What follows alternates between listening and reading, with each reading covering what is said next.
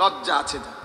নবীজি বলছেন, নবীজি মাকে বলি পরিষ্কার কথা, আল্লাহ রসুল সাল্লাল্লাহু আলাইহি সাল্লাম বলছেন নারী বলে কাকে?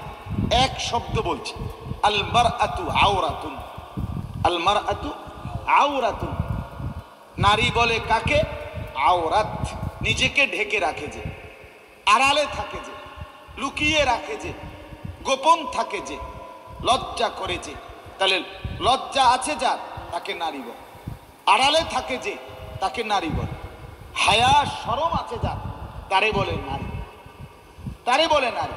যেটা বেহায়া, বেপর্দা, আটশাট কাপড় পরে, পুরুষ দেখলে নিজেও হাসে, বেড়াও হাসে, ফোলাও হাসে, হেবুড়িও হাসে, এটা কোনো বেড়িও না, বেড়ির জাতন, এইও না, নারীর জাতন।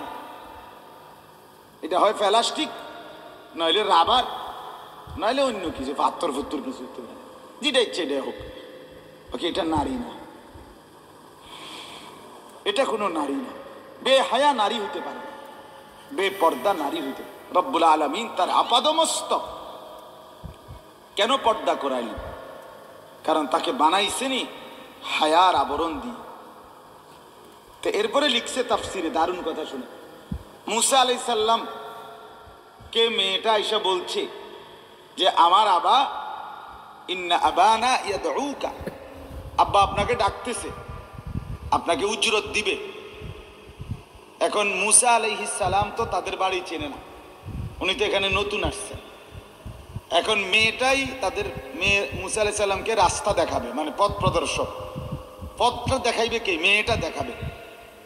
এই মুসা আলাইহিস সালাম তাফসিরে লিখছে, মুসা আলাইহিস সালাম বললেন তুমি আমার পিছনে হাঁটো, আমি সামনে থাকবো, পিছন থেকে তুমি ডান বাম বলবা, যাতে করে তোমার কিংবা আমার পর্দার খেলাফ কারো না হয়।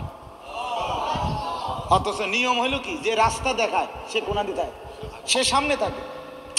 আপনি আমার পিছে পিছে আইয়েন, ঠিক কিনা বলেন? যে গাড়ি রাস্তা দেখায় হে সামনে থাকে না, যে মোটর সাইকেল রাস্তা দেখায় হে সামনে থাকে না।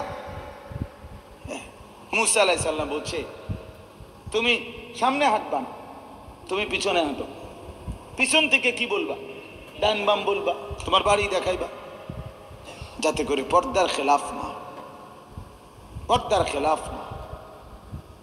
আজ নারী সুখ খুঁজতেছে ভিন পুরুষের রাস্তার বখাটের মুচকি হাসির মধ্যে। আস্তাগফিরুল্লাহ, সে তো নিজেই সুখে নাই, সে তোমারে সুখ দিবে কিভাবে? সে যদি সুখে থাকতো সে তো আল্লাহকেই বন্দেগি করত, বন্দেগি করত। মোবাইলের যুবকের কাছ থেকে যদি কোনো মেয়ে সুখ খোঁজে, সে সুখ পাবে কিভাবে? সিনেমার নায়কের কাছ থেকে যদি সুখ খোঁজে, তারই তো কোনো সুখ নেই, তারই তো সুখ নেই। সেই তো সকাল বিকাল মানুষ বদলায়, বছরের মাথায় একবার বিয়ে করে, বছর শেষে কয় দিলাম তারে,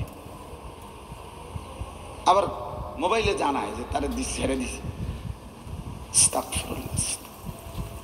এই জন্য মা বোন, আমার কথা শক্ত হলে মাফ করেন, বাকি আজ শক্ত কিছুটা না বলে উপায়ও না। একটা সময় তো মানুষকে